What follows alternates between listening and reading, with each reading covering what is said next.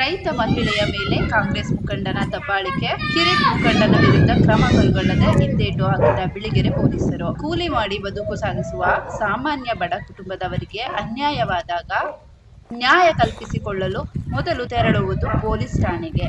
ಆದರೆ ದುರಂತ ಖಾಕಿ ತೊಟ್ಟು ಪ್ರಾಮಾಣಿಕವಾಗಿ ಕಾರ್ಯನಿರ್ವಹಿಸಬೇಕಿತ್ತು. ಪೊಲೀಸರು ರಾಜಕೀಯ ಮುಖಂಡನಿಗೆ ಹೆದರಿ ರೈತ ಮಹಿಳೆಯ ಸಮಸ್ಯೆಗೆ ಪರಿಹಾರ ನೀಡಲಾಗದೆ ದಿನನಿತ್ಯ ಠಾಣೆಗೆ ಅಲಿಸುತ್ತಿರುವ ಘಟನೆ ನಂಜನಗೂಡು ತಾಲೂಕಿನ ವರುಣ ವಿಧಾನಸಭಾ ಕ್ಷೇತ್ರದ ಬಿಳಿಗೆರೆ ಪೊಲೀಸ್ ಠಾಣೆಯಲ್ಲಿ ಬೆಳಕಿಗೆ ಬಂದಿದೆ. ವರುಣ ಕ್ಷೇತ್ರದಲ್ಲಿ ಗೆದ್ದು ರಾಜ್ಯದ ಮುಖ್ಯಮಂತ್ರಿ ಆಗಿರುವ ಸಿದ್ದರಾಮಯ್ಯ ಬಡವರ ಪರ, ಅಭಿವೃದ್ಧಿ ಪರ ಎನ್ನುತ್ತಾರೆ. ಬಡವರ ಪರ, ಅಭಿವೃದ್ಧಿಯ ಪರ ಎನ್ನುತ್ತಾರೆ. ಆದರೆ ದುರಂತ ನೋಡಿ, ತಮ್ಮ ಸ್ವಂತ ಜಮೀನಿನಲ್ಲಿ ಮರ ಕಡಿದರೆ ಕಾಂಗ್ರೆಸ್ ಮುಖಂಡ ಅಡ್ಡಿಪಡಿಸಿದ್ದಾನೆ. ಅದಕ್ಕೆ ಬಿಳಿಗೆರೆ ಪೊಲೀಸ್ ಸಾಥ್ ಕೊಟ್ಟಿದ್ದಾರೆ. ಬಿಳುಗಲಿ ಗ್ರಾಮದ ರಾಜಗೋಪಾಲ್ ಎಂಬುವವರು ಪತ್ನಿ ಭಾಗ್ಯಮ್ಮ ಎಂಬ ವೃದ್ಧ ಮಹಿಳೆ ನೀರಾವರಿ ಕೃಷಿ ಭೂಮಿಯಲ್ಲಿ ಬೆಳೆಸಲಾಗಿದ್ದ ಸೌದೆ ಮರಗಳನ್ನು ಕಟಾವು ಮಾಡಲಾಗಿದೆ. ಇದನ್ನು ಸಾಗಿಸಲು ಮುಂದಾದ ಸಂದರ್ಭದಲ್ಲಿ ಎತ್ತಿದ್ರ ಬೆಂಬಲಿಗ ಎನಿಸಿಕೊಂಡಿರುವ ವ್ಯಕ್ತಿಯೊಬ್ಬ ರೈತ ಮಹಿಳೆಗೆ ಭಾಗ್ಯಮ್ಮರಿಗೆ ಧಮಕಿ ಹಾಕಿ ತಡೆ ಹೊಟ್ಟಿದ್ದಾನೆ. ಈ ವಿಚಾರವಾಗಿ ಕೃಷಿ ಭೂಮಿಗೂ ವ್ಯಕ್ತಿಗೂ ಸಂಬಂಧವೇ ಇಲ್ಲ. ವ್ಯಕ್ತಿ ತೊಂದರೆ ನೀಡುತ್ತಿದ್ದಾನೆ ಎಂದು ಬಿಳಿಗೆರೆ ಪೊಲೀಸ್ ಠಾಣೆಗೆ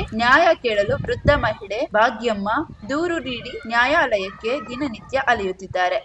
ವೃದ್ಧ ಮಹಿಳೆ ಭಾಗ್ಯಮ್ಮ ದೂರು ನೀಡಿ ನ್ಯಾಯಾಲಯಕ್ಕೆ ದಿನ ಅಲೆಯುತ್ತಿದ್ದಾರೆ. ಡಾಕ್ಟರ್ ಯತೀಂದ್ರ ಸಿದ್ದರಾಮಯ್ಯ ಹಿಂಬಾಲಕ ಎಂದು ತಿಳಿದು ಬಿಳಿಗೆರೆ ಪೊಲೀಸರು ವೃದ್ಧ ಮಹಿಳೆ ಭಾಗ್ಯಮ್ಮರ ಸಮಸ್ಯೆ ಬಗೆಹರಿಸಬೇಕಾದ ಪೊಲೀಸರು ಮುಖಂಡನಿಗೆ ಬೆದರಿದ್ದಾರೆ. ಹಾಗಾದ್ರೆ ನ್ಯಾಯ ಕಲ್ಪಿಸಿಕೊಡುವವರು ಯಾರು ಎಂಬ ಬೆಚ್ಚಿಗೆ ಸಿಲುಕಿರುವ ವೃದ್ಧ ಮಹಿಳೆ ಭಾಗ್ಯಮ್ಮಳಿಗೆ ಅಧಿಕಾರಿಗಳು ನ್ಯಾಯ ದೊರಕಿಸುವರೇ?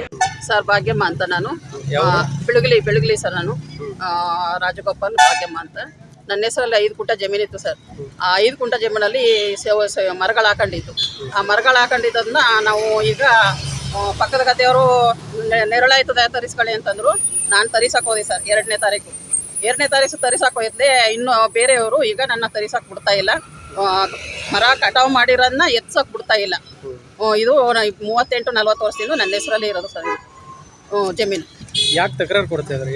ಯಾರು ತಕರಾರು ಮಾಡ್ತಾರೆ? ಇವನು ಕಾಂಗ್ರೆಸ್ ಮುಖಂಡ ಅಂತಂದ್ಬಿಟ್ಟು ತಕರಾರು ಕೊಡ್ತಾವನ ಸರ್. ನಮ್ಗೆ ಅವ್ರಿಗೂ ಸಿದ್ದರಾಮಯ್ಯ ಅವ್ರಿಗೆ ಗೊತ್ತು, ಯತೀಂದ್ರ ಸಾಹೇಬ್ರಿಗೆ ಗೊತ್ತು ಅಂದ್ಕೊಂಡು ಈಗ ನಾವು ಕಂಪ್ಲೇಂಟ್ ಕೊಟ್ಟು 2ನೇ ತಾರೀಕು ಸರ್ ನಾವು ಕಂಪ್ಲೇಂಟ್ ಕೊಟ್ಟಿರೋದು. ಪೊಲೀಸ್ ಸ್ಟೇಷನ್ನಿಂದ ನಾವು ಎಲ್ಲ ರೀತಿಯಲ್ಲೂ ಕೇಳ್ಕೊಂಡ್ರು ಅವರು ಗಮನನೇ ಕೊಡ್ತಾ ಇಲ್ಲ. ತಹಸೀಲ್ದಾರಿಂದನೂ ಹೇಳಿಸ್ತು, DSP ಸಾಹೇಬ್ರಿಂದನೂ ಹೇಳಿಸ್ತು. ಇವತ್ತು ತಹಸೀಲ್ದಾರರು ಎದುರಿಗೇನೆ ಹೇಳಿಸ್ತರು. ಅದಕ್ಕೂ ಅವರು ಯಾವುದೂ ಸ್ಪಂದಿಸ್ತಾ ಇಲ್ಲ, ನಮ್ಮನ್ನೇನೇ ಕೊಡಿಸ್ತಾ ಇಲ್ಲ. ಈಗ ನಾವು ಕೇಳ್ಕೊಳ್ಳೋದು ಏನಂದ್ರೆ ನ್ಯಾಯ ಕೊಡಿಸಿ. ಅವರಿಂದ ನಮ್ಗೆ ತುಂಬ ತೊಂದರೆ ಆಯ್ತಾ ಅದ. ಧಮಕಿ ಆಗ್ತಾವ್ರೆ ಸರ್. ಈಗ ಕೊಲೆ ಬೆದರಿಕೆ ಹಾಕಿ ಕೆಟ್ಟದಾಗೆಲ್ಲ ಮಾತಾಡಿದ್ರು ಅವತ್ತು. ಹಂಗೆ ಮಾಡ್ತೀನಿ. ಅದಕ್ಕೆ ನಾನು ಈಗ ರಕ್ಷಣೆ ಬೇಕು ಅನ್ನೋದಕ್ಕೋಸ್ಕರ ನಾವು ನಿಮ್ಗೆ ಕೇಳ್ಕೊತಾ ಇದ್ದೀನಿ ಸರ್.